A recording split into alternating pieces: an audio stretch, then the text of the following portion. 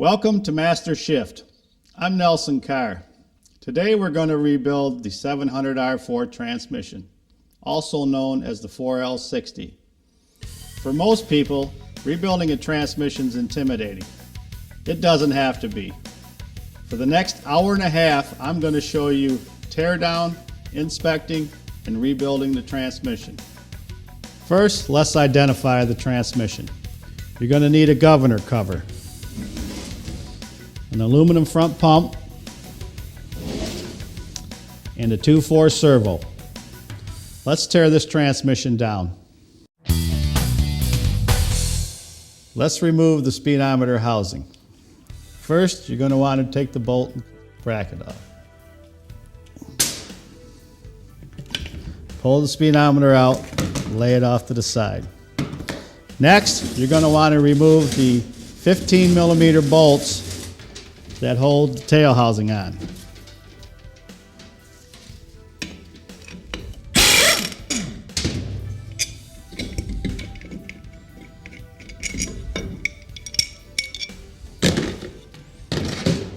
Next, we're going to want to remove the governor cover. You're going to need a straight slot screwdriver and a hammer. Knock the cover off. Some of these covers get corroded on there, so don't worry if you got to pound on it a little bit. Remove the governor. Next, we're going to roll the trans on its side. Remove the 2/4 snap ring out of the servo.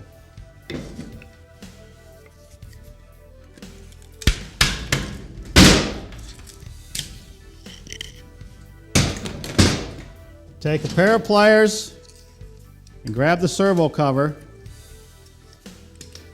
and turn it around and pull it out until you expose the O-ring of the servo. Take a little probe or a screwdriver and get in here and dig out the O-ring of the servo cover. Pull that out. Take a pair of side cutters. Cut that O-ring. Take a pair of pliers, turn the cover and the O-ring at the same time, and pull the seal right out. Pull the cover out. 4th gear piston. This takes a little bit. Sometimes you got to stick a screwdriver in there. Pull that out. And the spring.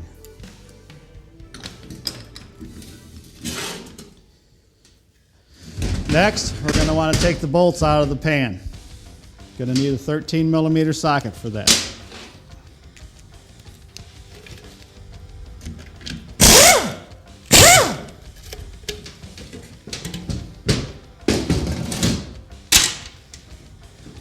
Take off the old transmission filter.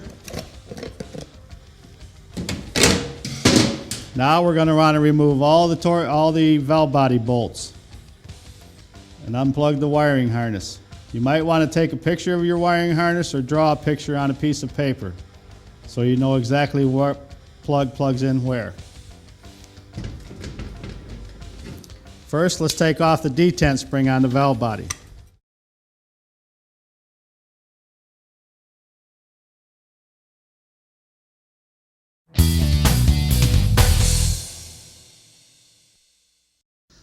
I've laid out the rebuild parts for the transmission. Let's go over them. First, we'll go over the sealing ring kit.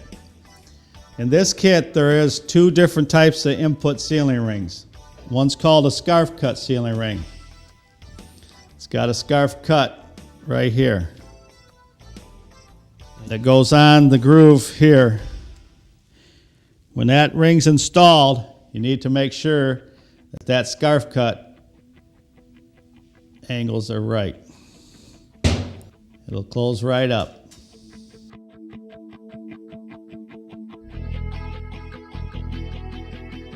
There's another type of sealing ring called a solid ring.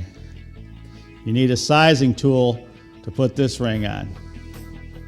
If you don't have a sizing tool to use on this ring, you can use these orange rings. Next, you'll have 2 small sealing rings here. Some units have a sealing ring here and one here.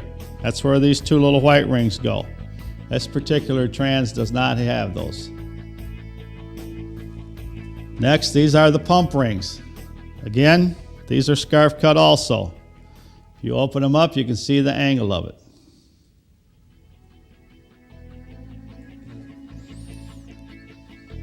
Those fit right on here.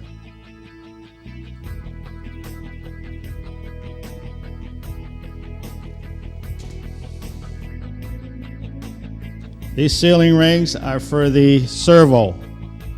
There's all different size rings on here, so you just have to match them up to the size of the servo you have. This part of the servo will always be the same size.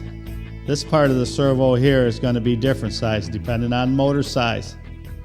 Some are real small. Corvette uses a real small servo here. Next, we'll take a look at the lip seals.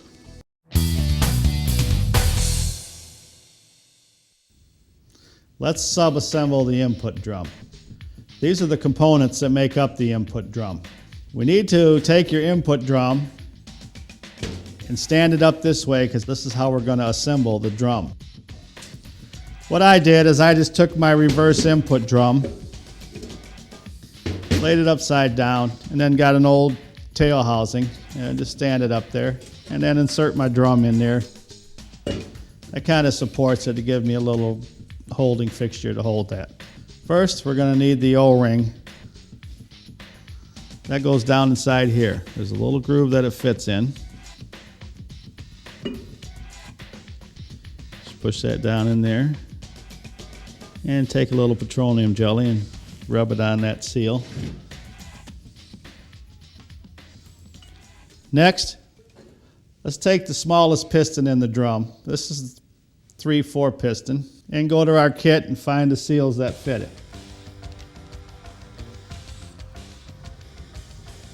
This piston's going to take 2 lip seals. The lip seal needs to face down, just like so. The lip seal will hang over. The inner seal does the exact same thing. So when you hold this piston like this, that lip seal should be facing down. Because what happens is transmission fluid comes up from the bottom and applies this piston. And when it does, it pushes this lip seal out, and that's what makes it seal.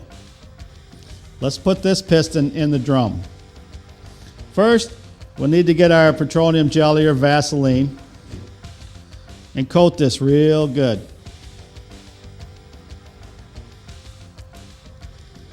And also coat the inside of the drum real good. Then we're going to put it inside our drum. You need to take your little feeler gauge and just run it around the outer edge of that seal, kind of putting a little pressure on that piston as you're working it, just to get that piston to go down inside there. Take real care not to nick that seal.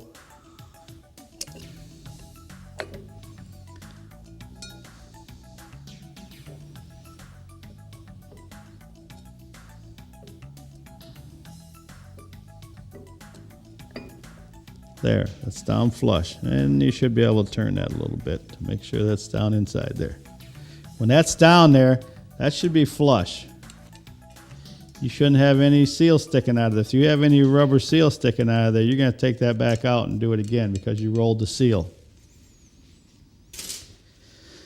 Now we'll put in the forward clutch.